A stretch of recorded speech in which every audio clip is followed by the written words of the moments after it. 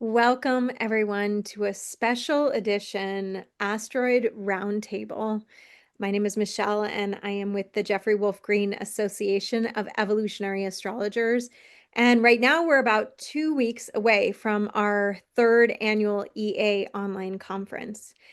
And a part of the heart and soul of this particular community of astrology, our focus has been devoted to the teachings of Jeffrey Wolf Green and evolutionary astrology as taught by him. And this year, our conference theme is the legacy teachings. However, when we put together this conference, Kristen and Ari Moshe and I really thought about how we could bring in more and different and new while maintaining this central connection to the legacy of Legacy. Jeffrey Wolf. And as we are doing that, we have this entire day, pretty much Sunday, the fourth day of our conference. It's a 4-day conference starting on Thursday, October 23rd, and also on Saturday evening with Jordan kicks off with Lucifer. And then on Sunday morning, Rav takes us into Isis and the divine feminine. And then we have Sarah DeHaven, who's joining the conference for the first year. She's a new teacher to our team here. And she's going to be bringing forward Vesta. And then Rose Marcus, who's been a part of our core teaching team since the beginning, is taking us through Ceres, the asteroid goddess. So I brought us all together, including Kristen, so that we could just have a conversation, a roundtable of sorts, around these particular asteroids. And I would love it, Rob. I think I felt the calling to invite you to speak first if you feel ready, just to give us a little kind of synopsis of the asteroid Isis, and then you can Mm, pass it along to one of your cohort. sure. Well, Asteroid Isis, she's actually not new to the asteroid world, but I think within evolutionary astrology, she is. And it's because, we talk about the divine feminine, the reawakening of the divine feminine, which has been going on for a number of years now. And personally, my pull towards Isis was my own journey. And the thing I laugh about most is I didn't go looking for Isis. Isis kind of came to me. Just through some health issues I had and just, my fascination with Egypt. I love ancient history. I love just diving into mythology and myths and distortion, where things have been misinterpreted and what we've been taught and what my intuition is telling me.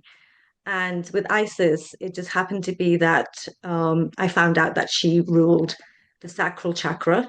I'm a big believer in the body keeps the score. If anything's happening to us physically, there's a deeper message, something we're ignoring in our everyday life, especially in our soul growth.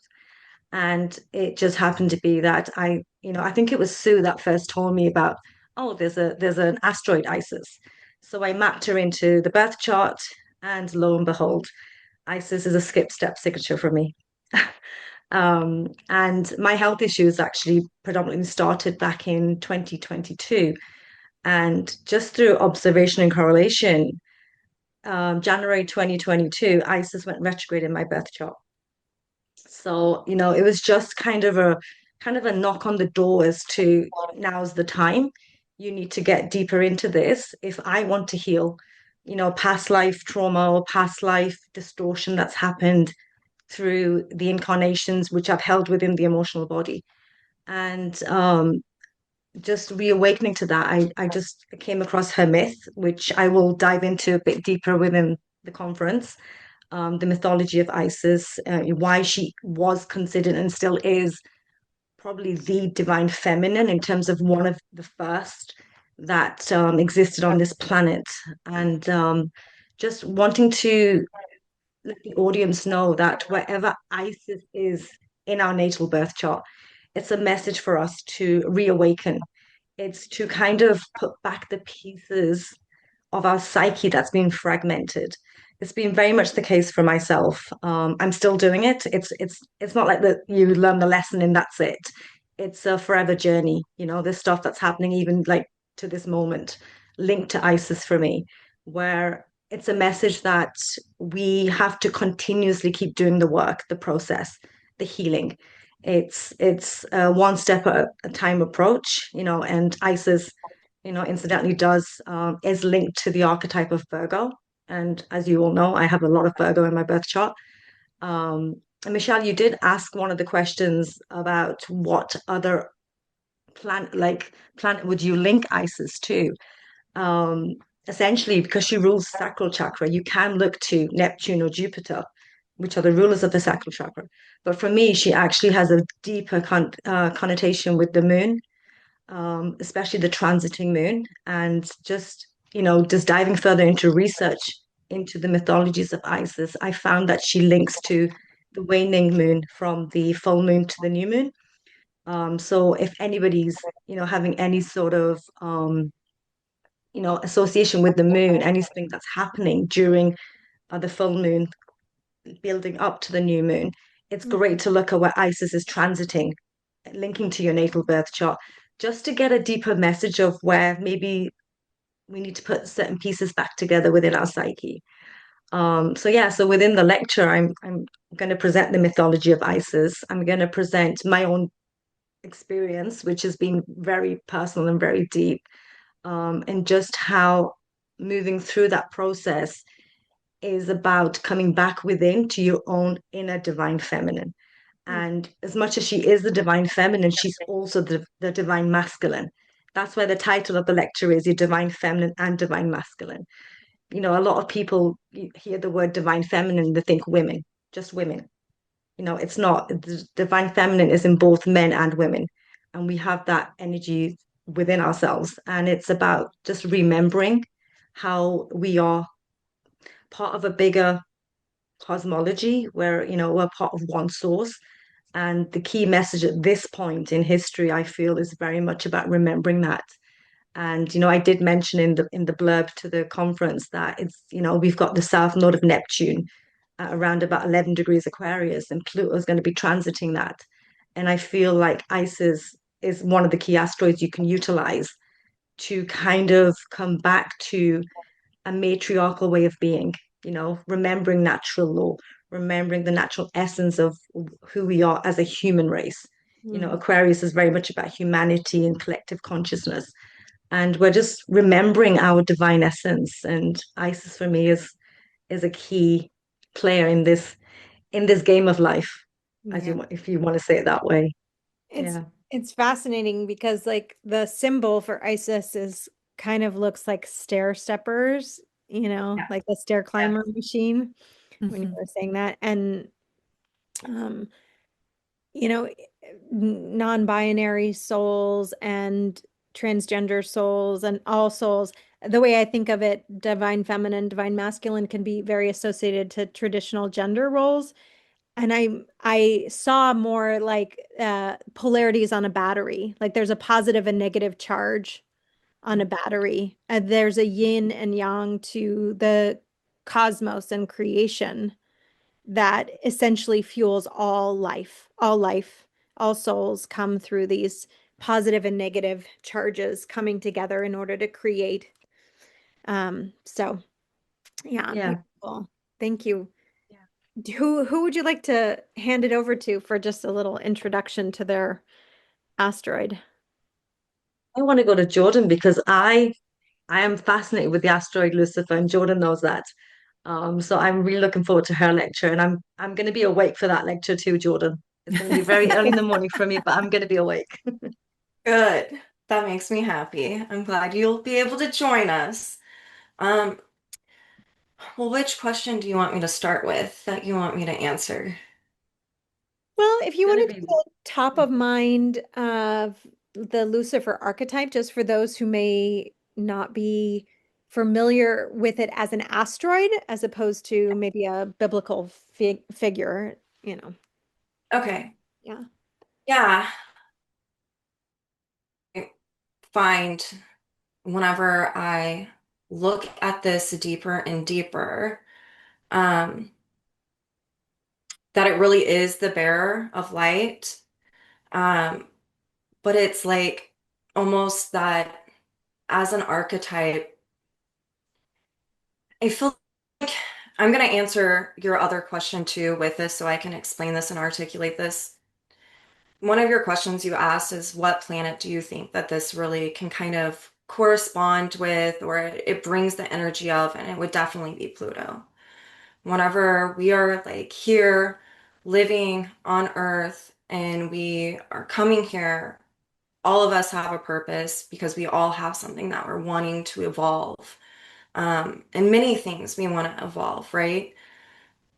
Lucifer is this place where as we evolve as emotional, sentient, pure conscious beings, humans that are, have a soul, Lucifer is where it can kind of come in and get us to go against what it is we're really setting out to do. And it's because we live in a world of polarities. So it's a bit of a fragmented way of thinking that I think is actually kind of wanting to be busted through during this point of time in history as we know it. But I really want to do this justice as I'm trying to articulate this, and I'm sorry that it's taking me a minute, but I want to give this the reverence that it needs. The ways in which that we have been conditioned all over the planet have to deal with this dynamic of good and bad, right and wrong, yes and no. And whenever it comes to emotions, and we're talking about Pluto and evolution and tying it into the water triad of that is how we evolve. Um, we're really conditioned, and I see this all the time, and it's something I've confronted in myself, is this really fragmented way of I can't experience any type of pure emotion if it's not good, right? That's a fragmented way of thinking.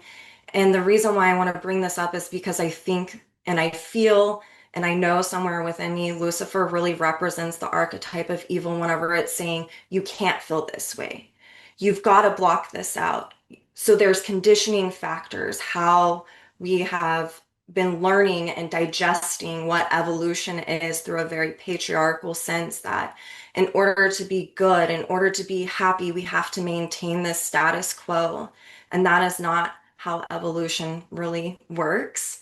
And with Lucifer, it gets into that crevice. It really wants to reinforce what's not natural, meaning that as a soul that's wanting to evolve, it wants to get in the way of doing that, right? And so we get stuck in this place wherever your Lucifer is at in your chart is really going to explain this, or we can look at transits. But for some people, it's where they just get stuck in this really emotional, vulnerable place of I am going to deny what's going on, or I'm going to become apathetic. That's kind of Virgo Pisces, which guess what? Lucifer's in Virgo right now. So it brings this dynamic up because what it's doing is it's wanting us to not evolve. That is the nature of evil. It wants us to not do what we're setting out to do. And I can say it's a tricky motherfucker. Like I want to say that I'm very scorpionic here and I'm just going to put it out there. And I love Jeffrey Wolfgreen's teaching about this because it made me have a lot of ahas. The easiest way to know that evil is influencing us is that we are having some huge emotional reaction that's not congruent to the actual reality that we're in or what we're setting out to do, what we desire to do. That's not an antithetical desire. It's a desire to be one with all, with God, with creation, with what's natural. It comes in and it wrecks that. It wants us to go against that grain. It doesn't want that to happen. And so it's this really powerful asteroid to look at whenever you're like, everyone who comes to us is always asking us why. Like, why is this happening? And it really isn't just Pluto, it's also the influence of evil. And I can say that this is the best time to be talking about this because what's going on in the world right now. If we want to deny it, which a lot of us do want to deny that this exists, right? Because it feels scary. Because what have we been taught about Lucifer, the devil, whenever it comes to patriarchal religious conditioning, is that um, it's more of sci-fi or, this presence that is only depicted in movies, but there's actually a way that we each can experience it. And it's really good to understand how we experience that and the nuances of it in order for us to have the bearer of light. That's the other side of this coin is what feels like poison can become your potion. When you become aware of something on a soul level, you can tell it to fuck off, right? As Wolf would say, I feel like you can tell it to go and you can be self-determined to really be aware of how are your emotions being affected? Are you doing what you set out to do? Or are you backsliding? Or what are the fears out of nowhere coming up? I mean, it runs the gamut. And so it's this really interesting principle of how we can feel it even right now collectively. And I mean, there's so much more I could say about this, like, and I'm going to, but I yeah. I mean, I personally have this asteroid in a very tricky position in my chart, and so I was the one who propagated this talk a little bit, and I was like, okay, and it's relevant. It's relevant on all fronts. I think, Jordan, one of the things that you bring forward, well, you've always been someone from the very get-go of our relationship who inspires me to learn about these asteroids. And you've always been someone on the edge of like really deepening, taking your understanding of EA and what Jeffrey Wolf Green taught and how you've synthesized that and bridging it with this incredible capacity to see and the evolutionary intention. Like I almost felt like I heard you speaking to that a bit and just doing a beautiful job of, sharing what you learn. And I feel like you learn both from like your synthesis of EA and direct experience, being someone who's like in it, looking at it. And I really respect that about you. Yeah. That's the only way I can learn. Ever It's since so I good. was It's the little. best way to learn, Oh, For well, those of you sometimes who it would be easier to be like, I'll take your advice, but no. I'm like, no, I think I'm gonna try this out. Like, so EA is a great form of astrology to learn from incredible astrologers and then literally take it into your own life and practice on your own evolutionary journey. Like if you just did that and you spent your whole life understanding your own evolutionary intention, the world would accelerate in its process and we would all be grateful. Um, and the other thing I wanted to say is that you pointed out the Virgo connection, and I find mainstream evangelical Christianity incredibly fascinating. It's like a deep study in my own life. And the one of the terms that's used to describe the devil is the enemy. And so if you follow um, this idea that there's an enemy, that there's like an enemy that's evil. It's a very Neptune, Neptune and Saturn in Aries, kind of like with South Node in Virgo with Lucifer right there. It's like a terminology to get you to understand how evil works in the world, right? But from a patriarchal sort of Christian lens, which I'm I'm not going to like go into the whole distortions around that. I just find the languaging so fascinating and incredible for us to, get to dive into this archetype with you. I feel like that's just also, Michelle, kind of what I was speaking to is it's a them versus us and it versus us dynamic when actually like Lucifer, it being the bearer of light, is also really saying that this exists within all of us, which is such a Plutonian dynamic of where we have to confront things, even whenever we don't want to. And that's why it's choosing. You have to choose. This is not who I am. This is not going to be who I am on a soul level. And I've got to evolve this. I've got to get through this. And it can't be a soul versus personality, Mhm. evil versus good, this, that, or the other. It all just kind of is. And whenever we understand that and we allow that to bear witness on whatever's going on, that's when we can really work with this instead of that kind of black or white, fragmented, wrong or right dynamic.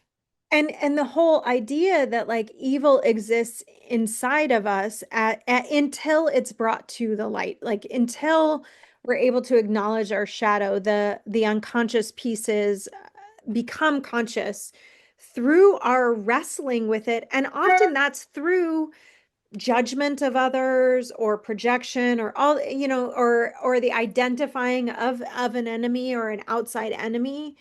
I recently did a ceremony, and one of the messages that I received was around forgiveness and how it's a gift that's given by unconditional love to everyone. But very few people want to actually take the gift and receive it. And the piece that stands in the way is guilt, which I associate with the Virgo archetype, because we become comfortable with our guilt. And it's like guilt almost masks that within us. Once we remove that and we see that, then we're no different than anyone else. And that to me is a deeply healing thing when it's brought in a safe and, um, where it's met with the power of what unconditional love is designed to do to us in that whole evolutionary process. And I think Pluto does that naturally. Like the Plutonian process is sort of that purifying in the same way. But I saw Kristen unmute, and I want to hear if you had something to say. You've got to unmute.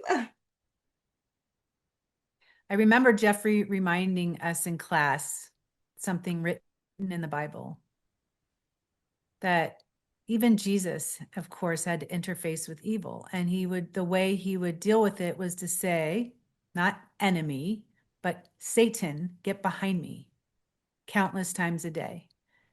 And he also told me at one point that, and to help me with clients who are experiencing breakthroughs in their evolution, that anytime a soul is experiencing a breakthrough in their evolution, it's an archetype that some energy, call it what you will, Lucifer, shadow, will try and undermine your footsteps. Yes.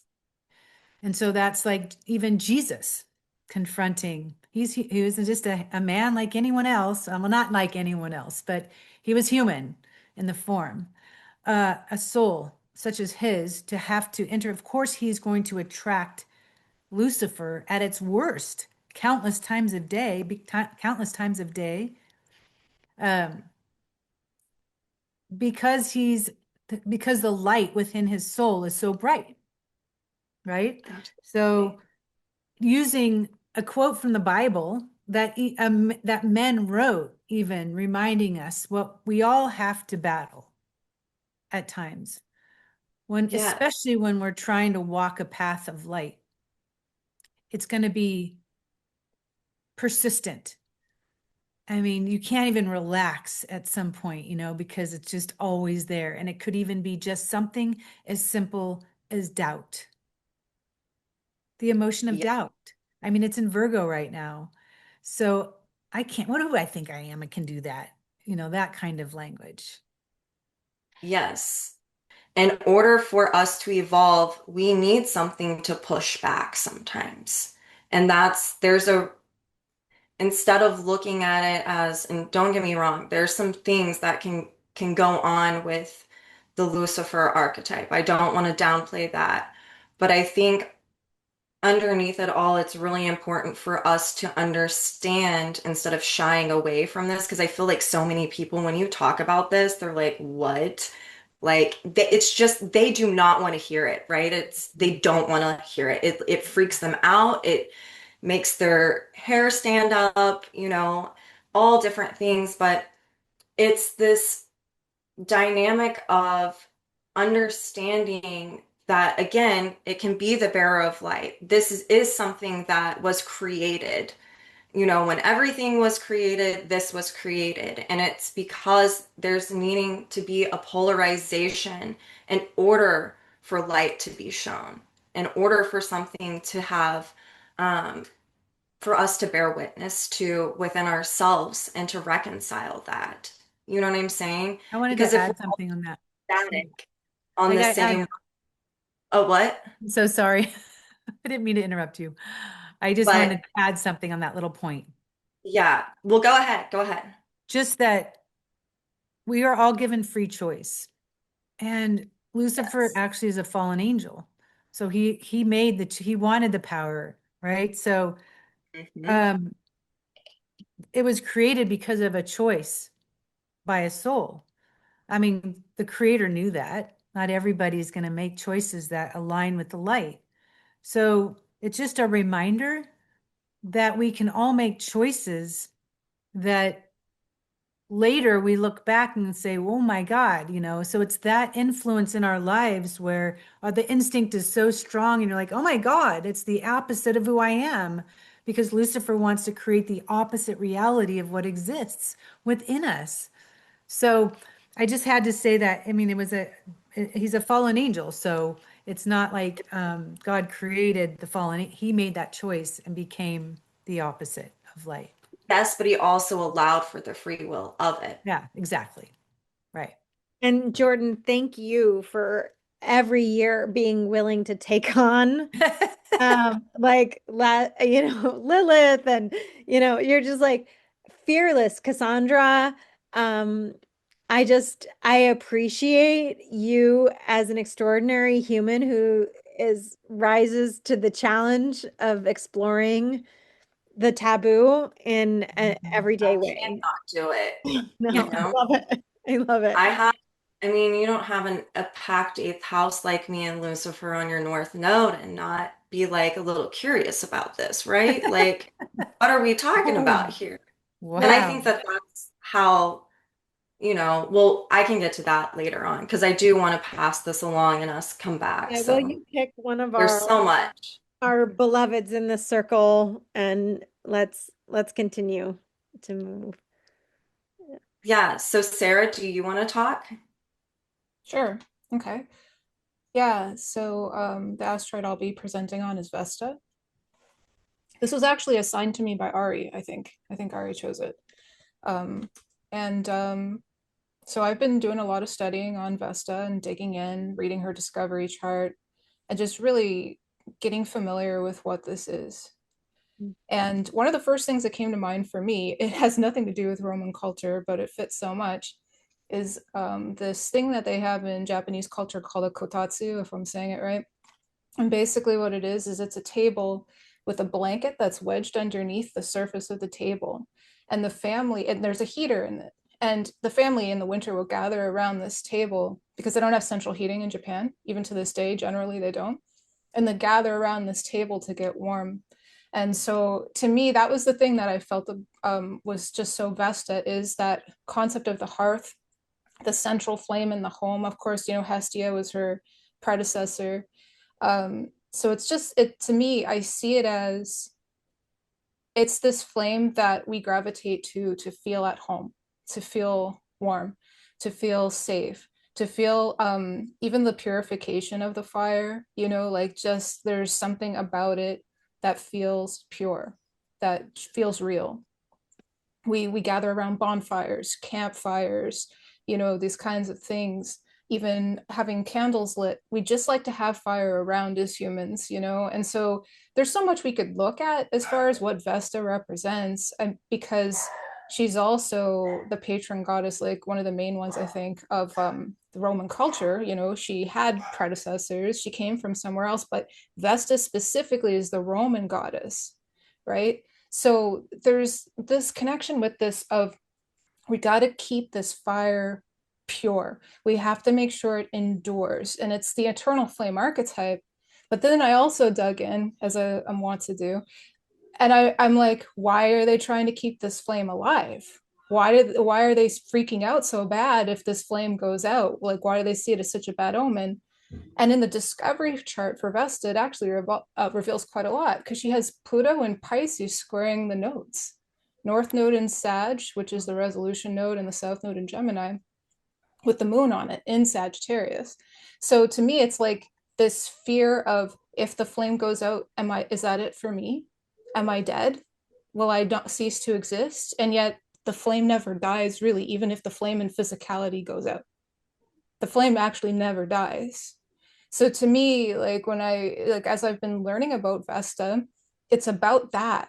So if we think of ourselves as souls that are continuing a journey from incarnation to incarnation, and then that Pisces moment at the end of our life, do we let go, or do we trust that we're going to continue?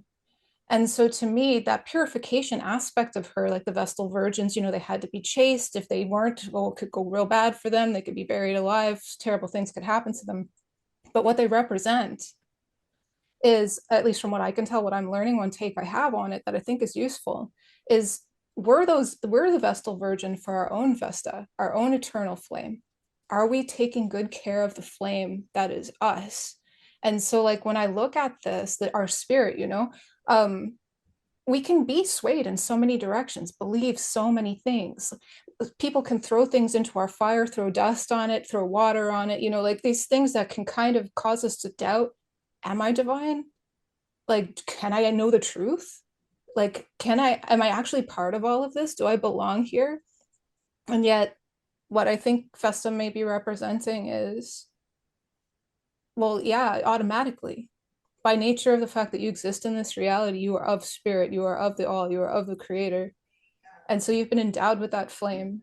And so to me, like, that's kind of where I go with her, is what it talks about evolutionarily. If we're looking at it in transit, we can see it as the collective, but we can also look at it how it's hitting us and how we're evolving this archetype. And in our birth charts, of course, we can see how we are to represent that eternal flame. Like, how are we representing that? Like, for me, I have it in the second house in Virgo, and it's in a semi-sextile. No, sorry. Yeah, semi-sextile to my ascendant and my north node, right? So to me, and I'm a Capricorn in the sixth house too, right? So I've always been, ever since I was a kid, I'm just here to help. I just want to be a good kid. I just want to make sure that shit's getting cleaned up and everybody's happy. You know what I mean? But at the same time, because it's that semi-sextile with Leo, and there's all this stuff with the 10th house Chiron and Taurus, and just the indoctrination of like the church on my ancestry, and as Black people taking in on slave ships over, we had an original culture and we learned this brand new culture. And for me, like, I can see how personally there's a lot of stuff I could go through in my chart, how it all links to Vesta, because of course we're going to want to look at Pluto, and Pluto's on my IC, and a balsamic conjunction of just a few minutes between my ancestral line and Pluto, where this Vesta for me, it's like this flame for me is, am I still devoted to what the ancestors were about?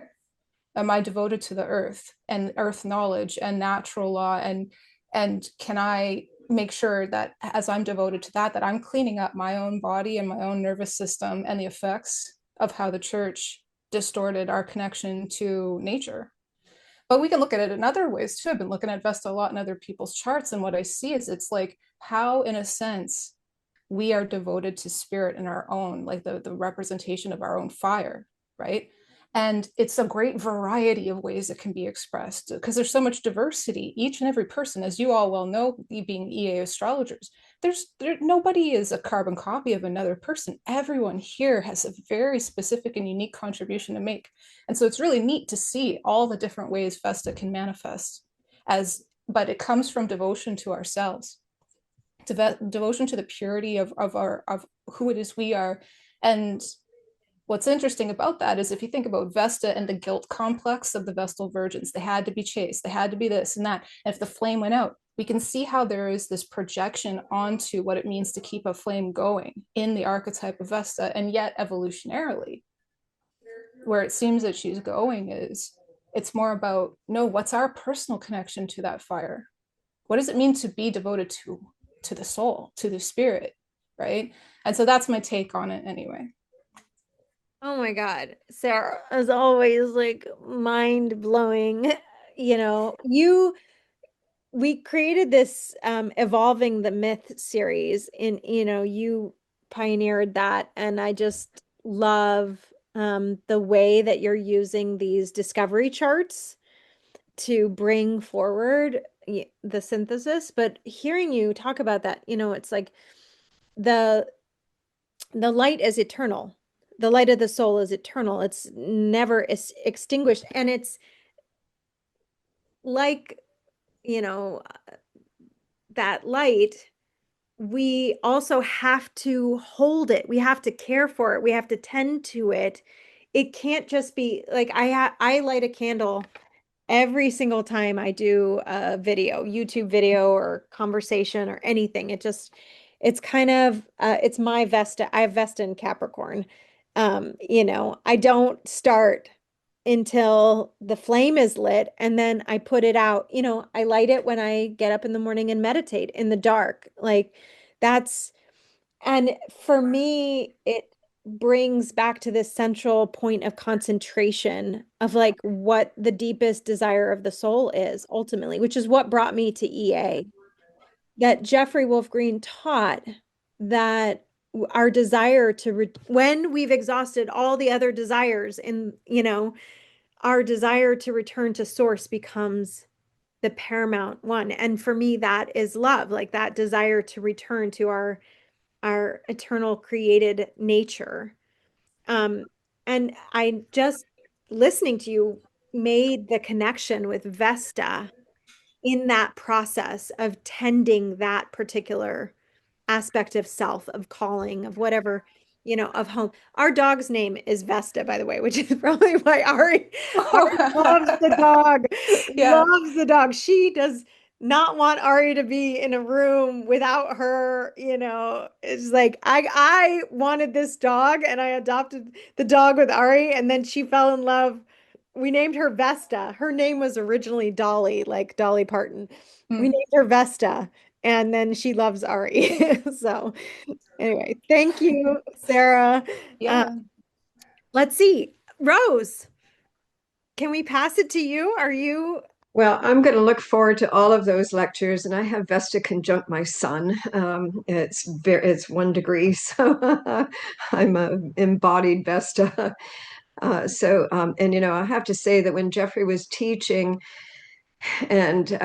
about Lucifer, it was very uncomfortable, and people did not want to talk about it at all.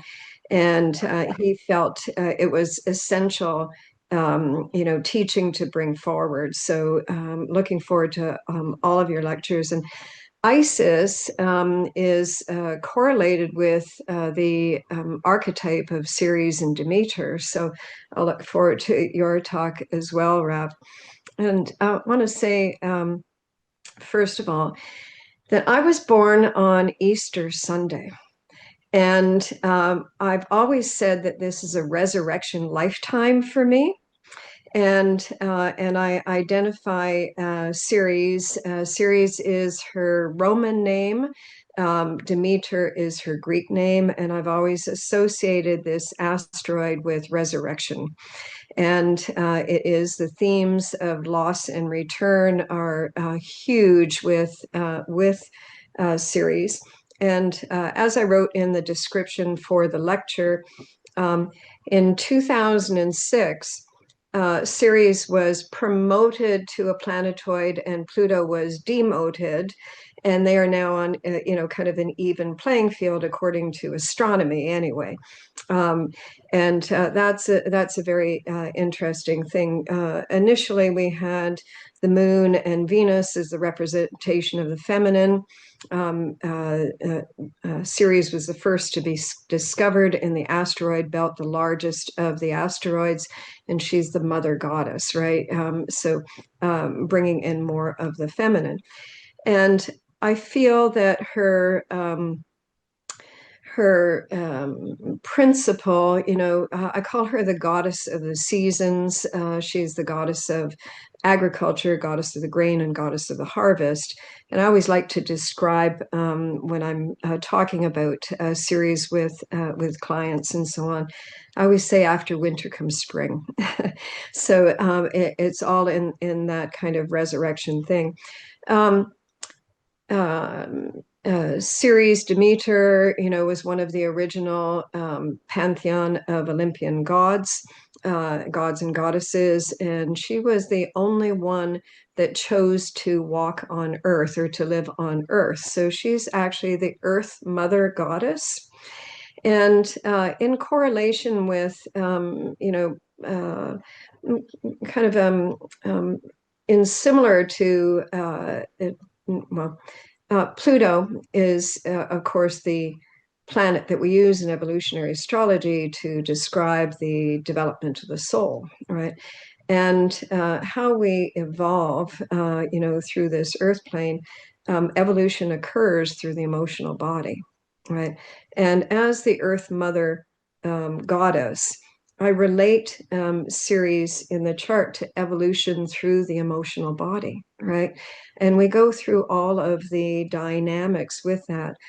In terms of the goddess of the grain and the goddess of the harvest, Ceres has a correspondence with wheat and with barley, and the Jesus archetype with bread. This resurrection piece of after 3 days. For me, I have Ceres in Libra in my 8th house. And I was very aware of these themes of loss and return in my life. Almost everyone that I have had important relationships with, I recognized as a revisitation from another life, right? And this with the evolution of Ceres. We move through the entirety of all of the emotions that we have, and when we have loss, grief is a really big theme with Ceres. We don't really lose it all. Wherever the Ceres signature in your chart, there's always a thread. There's always a reconnection there. It's not lost entirely, but there is a whole gamut of emotions that we need to process, that we need to work our way all the way through. Ceres is the goddess of bounty, of the harvest of bounty, and it is moving through each one of those themes of loss and return, the rebirth archetype here that we are doing through the emotional body in incarnation, that we meet again, and we get to go one more round until we get to the fruition place with that relationship, with that dynamic of soul growth that allows for the harvesting of that relationship and for the emotional growth. So that's kind of along the lines of what I want to present. And it is also too, I wanted to mention that in 2020, there was a conjunction of Saturn and Pluto, the Saturn-Pluto synod that took place on January 12th of 2020. And we are still working through it. It took place in the sign of Capricorn. And we're still working through that whole cycle of bringing the past to culmination. And on that synod, Ceres was also a conjunct Saturn and Pluto. Jupiter was also in Capricorn, a whole convergence. The nodes were in Cancer Capricorn. So we're still working through all of those dynamics of bringing something from the past to culmination. While Pluto has moved into the sign of Aquarius, we still have, 20 years of Pluto moving through Aquarius, but we're still working our way through the past and bringing that to some kind of new level. And Ceres is really interesting this year and right now because there has been Ceres moved into the sign of Aries in May of this year. And it has turned retrograde in the sign of Aries. And because of that, that retrograde pattern, Ceres is in the sign of Aries for all of us, all the way through until May of 2026, which is really fascinating. And as we were recording this today, there is the Israeli Hamas, peace accord that is being brokered right now, and we're looking forward to Monday when the hostages are returned, theme of loss and return, right? So we're addressing this at all levels, at the collective level, but in personal life, looking at a personal chart to see where that series is, those themes of revisiting with key people of your life or key circumstances of your life. Again, as there's many, many, many things to say about the Ceres archetype, and maybe I'll leave that for the talk. Oh, I'm so glad because you just brought us into our next little segue, which will probably bring us through even to a close. But I wanted each of you to talk about your transits, your asteroid in the context of transits that you're fascinated by. And Rose, I really appreciate you bringing forward the Ceres retrograde right now. I was looking at February of next year, where it makes the conjunction with Eris and Chiron within the last week of February, and it's the same time as the Saturn Pluto conjunction is also coming back around. And I was looking at that. That's February 20th when Saturn and Neptune form the conjunction, and Ceres will be there as well too. It's in the spring when it will be in square to that synod that was back in January of 2020.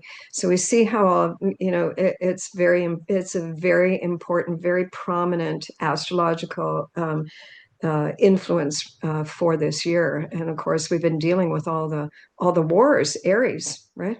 And the loss. One of the, very specific things relative to Israel, Palestine, Hamas, and is the starvation in Gaza, right? Right. And one aspect of that I mean, I received this in a ceremony message, but it has stuck with me so true, was that the wars in those we would call patriarchal cultures will any patriarchal culture will continue to occur until the feminine rises up, the mother specifically. The message in the ceremony was until the mother rises up from within her own place.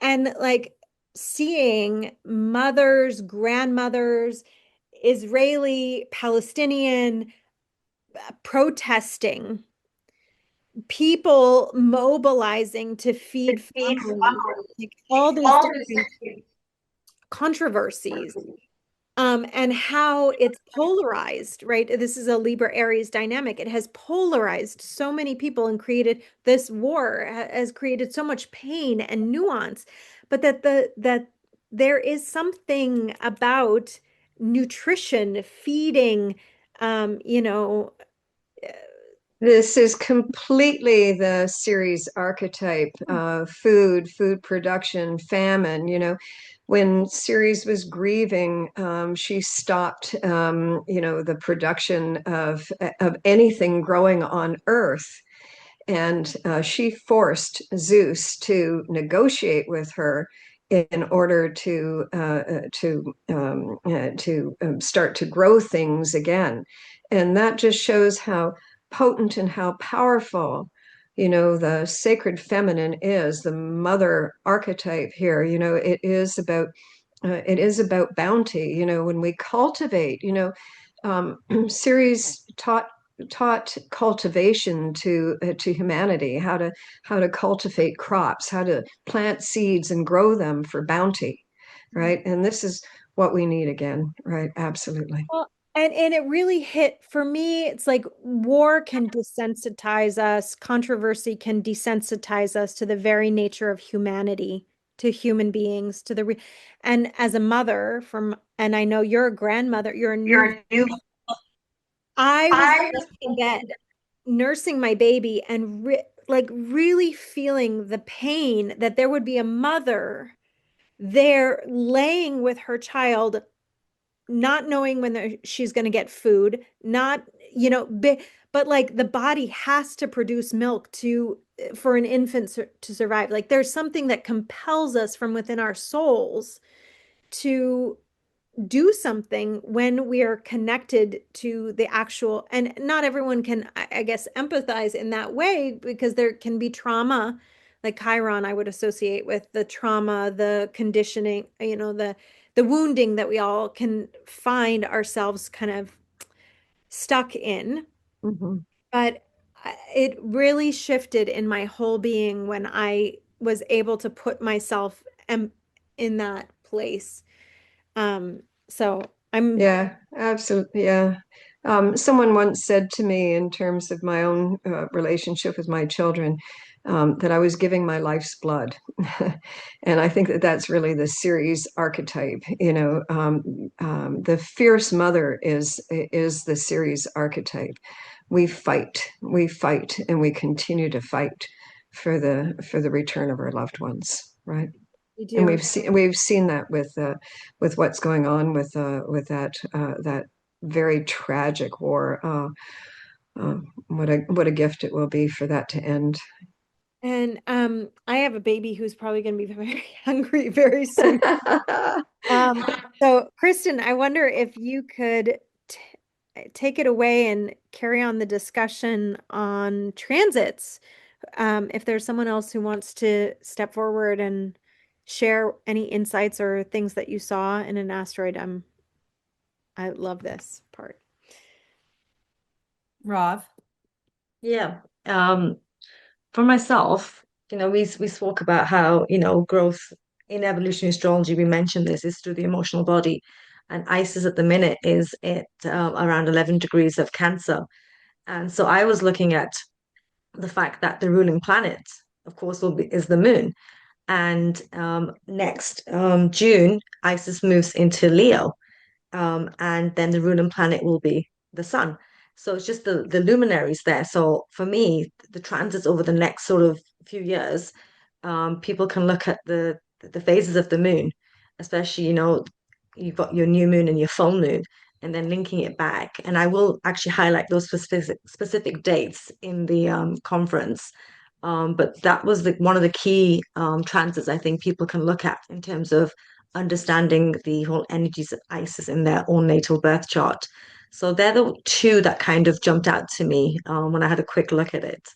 But yeah, So Rob, do you always consider the time period from the full moon to the new moon, the waning moon there, as a time for to, Isis, yeah. especially, yeah, yeah, Ah, especially, yeah, it's very strong. It's like Isis is kind of, so they say that it's Osiris and Isis, of course, that whole mythology. And Osiris rules the new moon. Sorry, yeah, the new moon to the full moon, and then from the full moon to the new moon is Isis wow. energies, which I will present that information because I think it's interesting to know where that dynamic of, personally, I think Isis's myth was kind of put under the waters. It's more it was more about Osiris and more about Horus, being the mother of Horus and then being the wife and sister of Osiris. For me, she was the key player in that whole dynamic. And it's kind of remembering that feminine energy that Isis presented and represents to this day. I just feel the reawakening is happening of the Isis energies. And incidentally, just a quick note, which I think I will get into this a little bit, is that the Isis energies links right the way through to Mary Magdalene and Mother Mary. So there's a whole link that's happening through lifetimes, and it's quite deep. We're going to resurrect her too. Yes. She Yes. is resurrecting herself. I can Oh, tell she's you, resurrecting herself for as sure. someone who just went to the south of France for my second pilgrimage, devoted to praying in her place where she spent the rest of her life. These devotional elements are alive and very real in the world. And Yeah. Just on that note, Michelle, just being in Egypt and going through Coptic Cairo, the symbolism is mind-blowing. You have to look beyond what we've been taught. The messages are still there, that we've just been told in a kind of hidden way. So it's kind of remembering that the connection to these divine energies, the sacred feminine, is very much alive. We just have to remember it and bring it back to the surface. mhm. Yeah. So Jordan, you were talking about the transit of Lucifer now in Virgo? Is that what you said? Yeah, but what I was looking at was so November 22nd, 23rd, 24th, 25th, 26th, 27th, 28th. Lucifer's going to be on that transiting south node, and Mercury, its ruler, is going to be retrograded back into Scorpio. And during this time, Mars is also going to be squaring the nodes. So it's also going to be squaring Lucifer. And Lucifer conjuncts, well, it perfects its conjunction on that 27th, 28th. That's like the hot spot, but these energies are building. And I found this really profound for a lot of reasons. I've been really diving in for my lecture. I want this to be something where people have a visceral reaction. I know that sounds scary, but it's almost like it's Lucifer and Virgo. We've been denying so much, and it's like, I want us to really feel and recall some of the things that we experience in the present and that have been going on for a long time pertaining to this energy, that it's like we're just denying, we're being apathetic about it. And so when I look at this transit pertaining to even the United States, Donald Trump's chart, even right at this moment that I'm speaking about, Jupiter, who is intricately intertwined with this because it's the ruler of that Mars squaring the nodes, is going to be retrograde at 24 degrees Cancer. And the GOP's Saturn and Venus are right there. And in America, our natal Mercury that's retrograde is at 24 degrees Cancer. And so it begs the question, what is this asking of us? What is this evoking from the past, the lunar south node that Lucifer's on? What is that going to try to come in and get us to not do to evolve? And when we think about Lucifer personally and collectively, one of the ways it shows up is it's always trying to undermine us through keeping us going after the desires that are not about really being unified and one with Goddess, with God, right? It's wanting us to keep straying away or to keep over here and very Virgo-like, right? Like to keep us busy, to not pay attention to what we're supposed to be doing, to deny what's going on. And Mars squaring this is like, no, we might relive some crisis that we didn't deal with, but also what are we wanting to do here? We're wanting to create an action, Mars. And what is that action based around? It's truth. It's what's natural, natural law. How do we create solutions? What, is going to be experienced during this time as actually a way to bear light? Because that is one of the ways whenever Lucifer's in Virgo, it can show up through crisis that's instigated through disillusionment, correct? And so, what is the disillusionment about?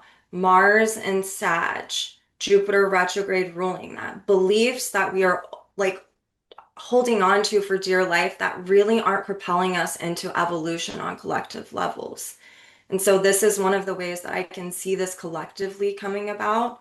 And then I'm not going to really go into right now about it being conjunct the US's Mercury retrograde or Trump's. I think that that's something that in good old-fashioned Sagittarius, like we should pose that question and we should come to that, draw that conclusion during these times. What does that feel like for each one of us?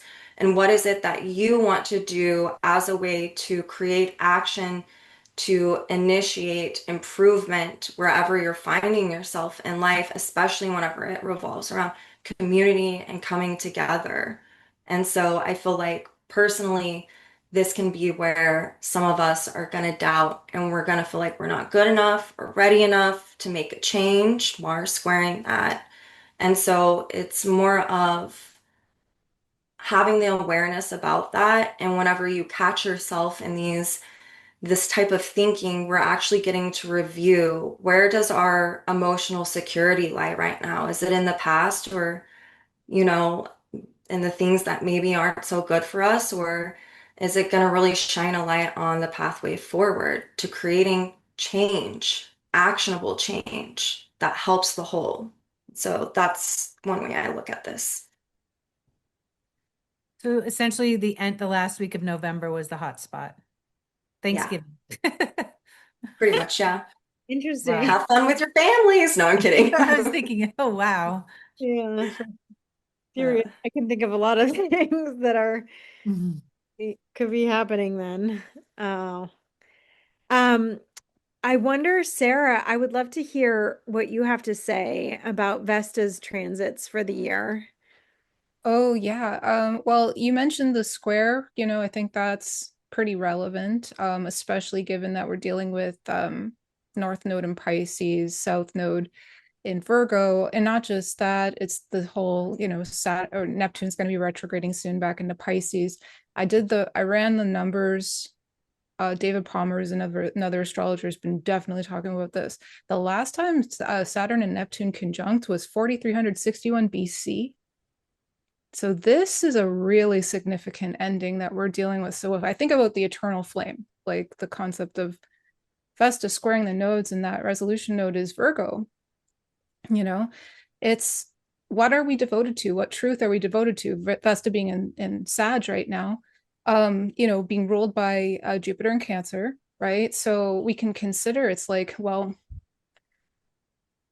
are we really devoted to what is ancestral to us? Are we really devoted to what is like just true inside of, as far as even how Rose brought up, of course, like we evolve through the emotional body.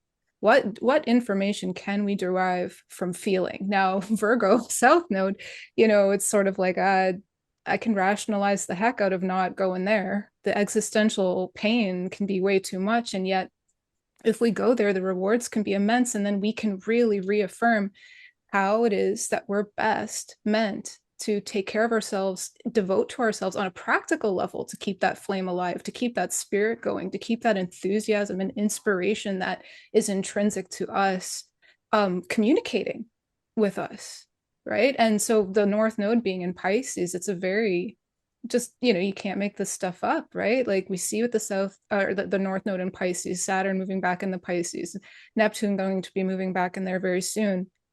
Like there's some purification that we can do, some completion, some letting go, so that we're moving into the next cycle more us, more clear on what it is to be us. And so that square to the nodes is pretty interesting. That looks like an opportunity there. Another one I noticed was on January 17th of next year. That'll be when Vesta conjuncts with Pluto, and that'll be in Aquarius. So if we think about that square that's happening now, we can see how relevant that's going to be on a soul level as far as the new cycle that will be commencing around January 17th. So we'll be doing a lot more. Like this to me is like, well, thanks. If it was Ari, I think it was Ari who assigned me Vesta. It's like, thanks, man. Like, because I'm getting a lot of insight here on, okay, so this is really useful because we can get really tuned in on a soul level, which is that subconscious. It's the icky, dicky, dark stuff, the Lucifer stuff, like Jordan was talking about, that we might not want to look at. And yet we need to get objective about this stuff. We need to accept that we have multiple sides to us, and some of them aren't so pleasant, And yet, if we look at them, we can become more whole, we can liberate, we can see more clearly. How can we see reality clearly if we're denying significant portions of it, right? So I could see with the Vesta Pluto conjunction January 17th, we may be starting a new cycle as far as that's concerned. Can we get objective about what's in the dark there and how it is also part of that flame, that spirit. And then the other one I noticed too is March 28th, that'll be when Vesta conjuncts the north node of the moon. And that'll be in Pisces. And, there's a lot more going on in the chart, of course. Actually, it's funny, Jordan, because I noticed too, Lucifer's coming into conjunction with that south node around then. And I'm just like, ooh, yeah. It's retrograding at that point, right? So, so what you talked about as far as that first conjunction on the south node, it looks like maybe we're going to get a chance to reacquaint ourselves with that. But then also how it relates to Vesta, massive purification, right? Massive, so that we're more like, I heard this guy's name, what is his name? Jacob Lieberman. He's a guy who cured his own eyesight and ended up like actually becoming even more clear in his vision through like exercises and some like come to Jesus moment type thing. But in any case, like what I want to bring up about him was he was talking recently just about how, consciousness is kind of like experiencing through us. And so when I think about Vesta and the flame in Pisces, it could totally be one of these where we can just let go and sort of be ourselves more and not be so controlled. I mean, we have so much south node Capricorn energy with Saturn, with Pluto, with a lot of the time Jupiter, where we've been conditioned so severely on a level where it's just like so deeply woven in, can't do this, can't do that, don't move that way, don't make that face, don't say that thing. And yet Vesta, the pure flame, I mean, that could express in any number of ways. So it's kind of cool. I think next year, 2026, and even just now with that square to the nodes, with Vesta and squaring the nodes, like if we're paying attention and we really want to evolve and we really just want to get right with ourselves and be kind to ourselves and just liberate, like, I mean, we're in Pluto and Aquarius time. What a way to come out of the gate with Pluto and Aquarius, lots of opportunities there, I think. Hey, Sarah, what was the date when the last time Neptune conjunct Saturn, did you say? Yeah, it was like 4,361 BC. And I think it was March 2nd or March 3rd. Oh my gosh. I mean, there's like a whole age. You're talking about in Pisces, are you? In Aries? In Aries. They conjunct at 0 degrees 5 minutes Aries, I think, the last time. That's incredible. I mean, I couldn't do the math. I was trying to figure it out and I gave up. I used solar fire. I was definitely not using I was my trying brain for that. But I didn't go back that far. I just gave up. So if you think about it, this is a time right now with Neptune and Saturn. Neptune's backing into Pisces. We're finishing this giant cycle. I had no idea how giant. I just knew it was giant. Thank you for that stat. Neptune and Saturn both conjunct in a new phase, February 20th of 2026. New phase conjunction in Aries. Neptune comes back into Aries in January. Saturn comes back into Aries February 14th. And then Saturn moves in front of that Neptune. Wow. I mean, yes. I mean, this is why the asteroids are beautiful, because they are giving us more validation or more information. Everything is validating, supporting what we're already seeing with the bigger transits or the Pluto or the planets that we're speaking of. And so one of the questions Michelle asked was, what planet does this asteroid remind you most of, right? Was that the question? And like Rob was talking about the moon, and what would you say? Did you say what Vesta reminded you of? Oh, it's a tough one for me because I feel like it's sort of Saturnian, but it also gives me like I mean, she's almost her own archetype in a lot of ways, but Sagittarius, like I can't think of a planet so much. Like I don't necessarily think of Jupiter, but definitely Sagittarius and the concept of it being mutable fire. So it's that point where it's almost at the end of its life. Is it going to live? Is it going to find a new inspiration? Mhm. I mean, it's hard for me to pin one down, but the reason why I think of Saturn is more about like bringing fire into physicality. That's just, but to me, I could see many other archetypes that would align with her too. I Yeah. feel her like Cancer Sag, right? Because the Mm, fire nurtures us, right? And then the yeah. mutable fire, that was perfect. I didn't even think about that. The Saturnian element, I think, encompasses the devotional quality, like the Mhm. discipline that it takes to tend the flame. You really, if you sit, and you're the one responsible for keeping the fire, Mm. you can't go to sleep. You need to stay up all night, and you're that one holding that responsibility. That's a big responsibility. It's a calling. Um, Mm. and Sarah, you reminded me that my favorite transit last year, December 7th of 2024, was the Venus-Pluto Ceres conjunction. Oh And yeah. this year coming up, it's the Vesta Pluto Venus conjunction after the Aquarius new moon. There's like Mercury's in there. It's just sort of like an Aquarius party, and Vesta's right in the center of it all the action. So Yeah. I love it. Ceres is passing the torch to Vesta. Oh, I want to Ironically, throw something in real quick. yeah. Sorry, just about the Vesta discovery chart. I would also say Virgo and like her discovery chart. You really can't make this stuff up. It just blows my mind. 29 degrees, 11 minutes of Virgo in the discovery chart for Vesta, right? Like I you wanted to literally say can't. Anyway, with yeah. Vesta, and I think that you pointed this out, but not in these words. Um, she's correlated to like the virgin archetype, which when we think of like what's gone on in the world with that, and then what she represents of keeping that inner sacred flame alive, to me, it represents what virgin actually meant in the beginning, which was someone who was whole into themselves and knew that already.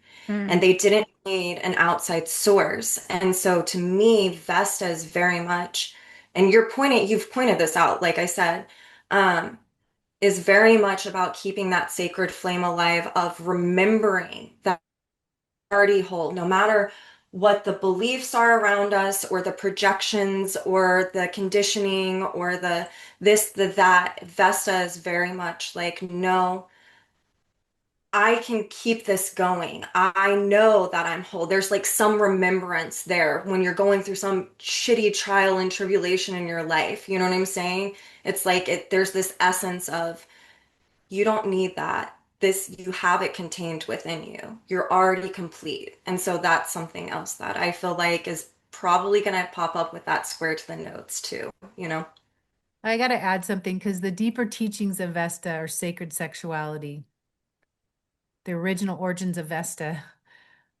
So she was the one who was initiating boys into manhood in natural times. And so that's the Yes. Pluto square the nodes and all the taboos around that, with the South Node being in Virgo and all the feelings that people have about this archetype. But at her root and her origins, it's linked with sacred sexuality Mhm. and teaching them how to love. You Well, and can't. if you think about like the root of sacred sexuality, it's this um creation of life, of Right. light, the Mhm. the eminent light of the human being. Yeah. Um, When her role was active in the tribes, there was no war or rape on the planet. mm, Mhm. She was when you teach a man how to love, or someone in that transition, that was her role. It kept everything balanced when you look through the cardinal axis in that way. mhm. With the Cancer and the Capricorn, you've got Libra here and Aries here, and that's the fire. And she's teaching this, and she's essentially, it's like her second chakra was plugged into the divine, right? Right. Speaking of Isis there, Rob, but That's what she did. She was this purifying force and balancing force in the tribe. And so I love how Sarah's talking about how to look at her in your chart today, because obviously Vesta at her roots is not operating in that way today. There's no Vesta women out there initiating boys into manhood. But we You need That can we know.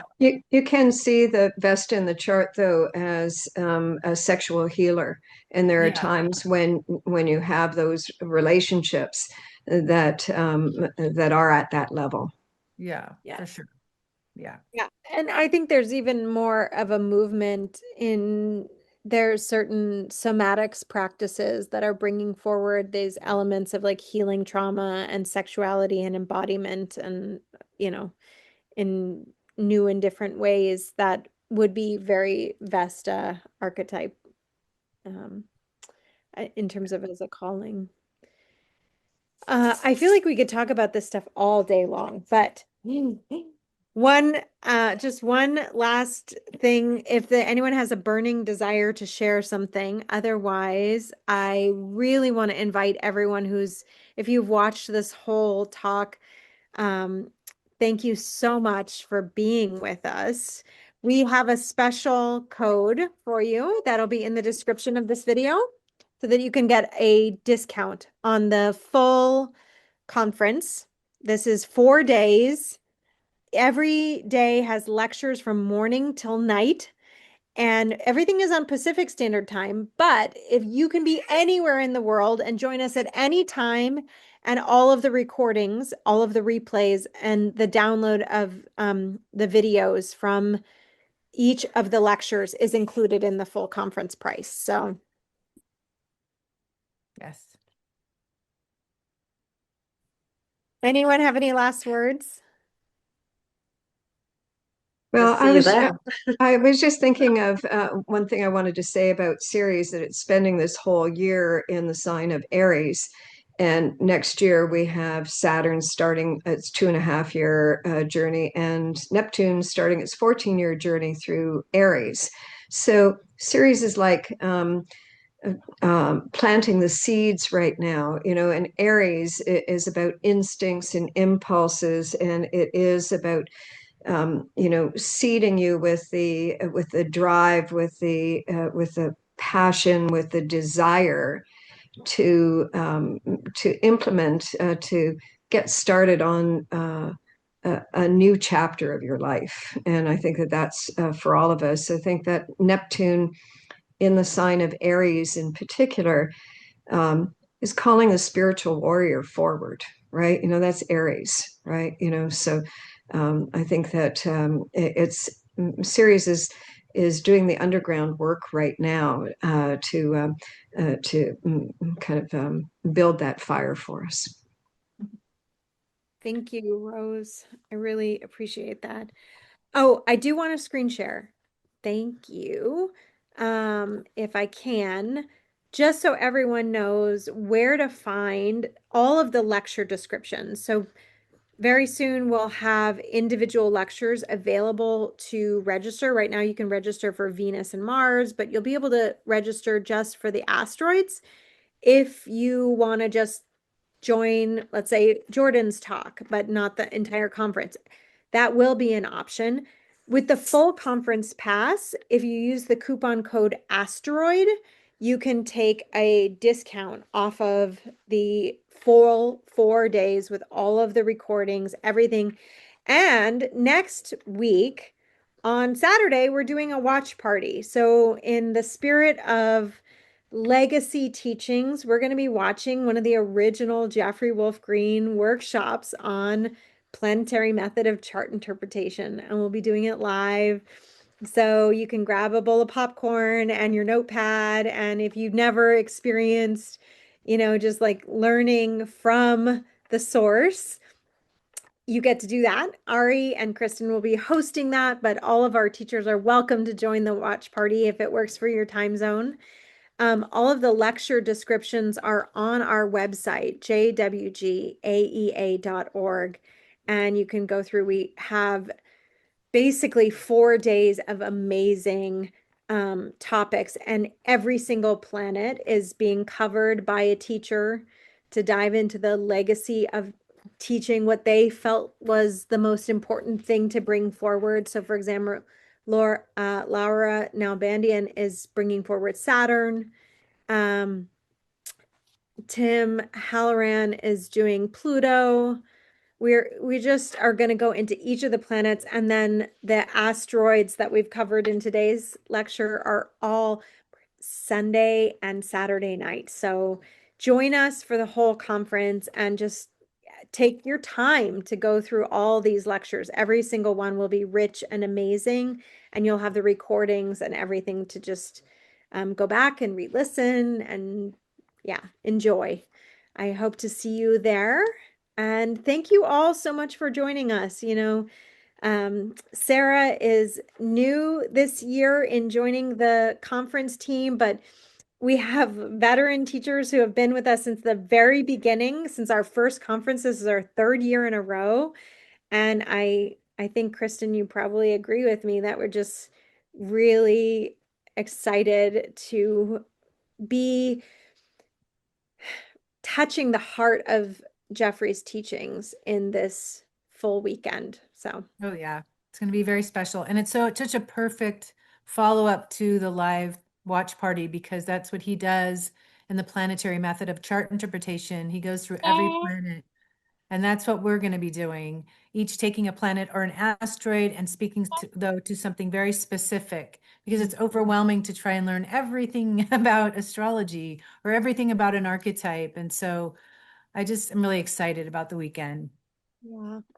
And I know from listening to each of you talk about your preparation and your evolution to step into these topics, that every single person will be walking away with something that they can really apply to their own evolutionary journey. So for that, I am truly grateful to each and every one of you for your hearts being all in this. Thank you all so much. All right, everyone. Bye for now. Hope to see you soon.